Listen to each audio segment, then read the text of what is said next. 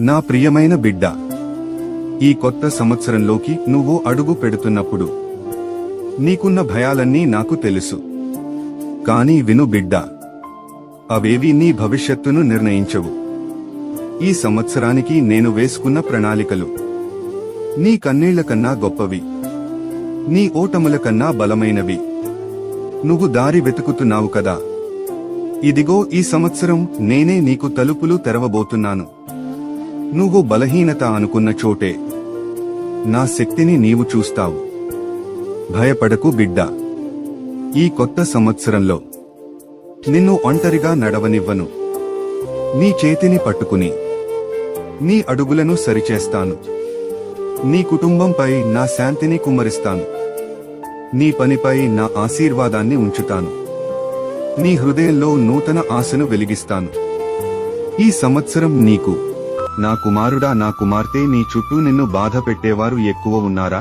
అయితే ఈ మాటలు విను, నీవు భయపడనక్కరలేదు. బాధించువారు నీకు దూరముగా నుందురు. భీతి నీకు దూరముగా ఉండును. అది నీ దగ్గరకు రానేరాదు. ఇంక నీవు భయపడకు.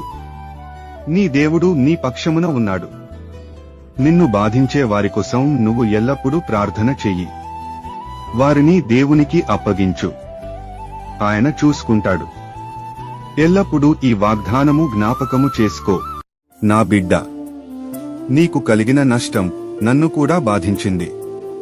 ఆశతో చేసిన ప్రతి ప్రయత్నం విఫలమైందని నాకు తెలుసు. నీ హృదయం నాకు స్పష్టంగా కనిపిస్తోంది. నీ శ్రమ వృథా కాదు. నీవు వేసిన ప్రతి అడుగు నన్ను ఆశ్రయించడానికే నిన్ను తీసుకువచ్చింది. ఇప్పుడు నా కృపకు సిద్ధంగా ఉండు బిడ్డా. నేను నీ అప్పుల భారాన్ని తీర్చే మార్గం చూపెడతాను. నిన్ను చీకటి నుంచి వెలుగులోకి తీసుకువస్తాను. నిన్ను చూసి అందరూ ఆశ్చర్యపడి, నువ్వు ఎలా మళ్లీ నిలబడ్డావు అని అడుగుతారు. నీవు చెబుతావు, నా యేసయ్యే నన్ను మళ్లీ నిలబెట్టాడు అని. అతి త్వరలో నువ్వు ఈ సాక్ష్యంను పలుకుతావు. ఈ లోకంలో నీవు ఒంటరివి కాదు. దేవుడు నీతో ఉన్నాడు. నీ ప్రతి కన్నీటిని ఆయన చూచుచున్నాడు. నమ్ము, నీవు ఆయన చేతుల్లో సురక్షితుడివి. Every you shed, believe you are safe in his hands. ఏమి ఆలోచిస్తున్నావు? ఎందుకు ఆలోచిస్తున్నావు? నీ భవిష్యత్తు గురించి, వర్తమాన భూత భవిష్యత్తు కాలంలో ఉన్న దేవుడను నేనే నీ జీవితంలో అసాధ్యాన్ని సాధ్యపరిచి మంచి జీవితాన్ని నీకు అనుగ్రహి. నా బిడ్డ, నీకు కలిగిన నష్టం నన్ను కూడా బాధించింది. ఆశతో చేసిన ప్రతి ప్రయత్నం విఫలమైందని నాకు తెలుసు. నీ హృదయం నాకు స్పష్టంగా కనిపిస్తోంది. నీ శ్రమ వృథా కాదు. నీవు వేసిన ప్రతి అడుగు నన్ను ఆశ్రయించడానికే నిన్ను తీసుకువచ్చింది.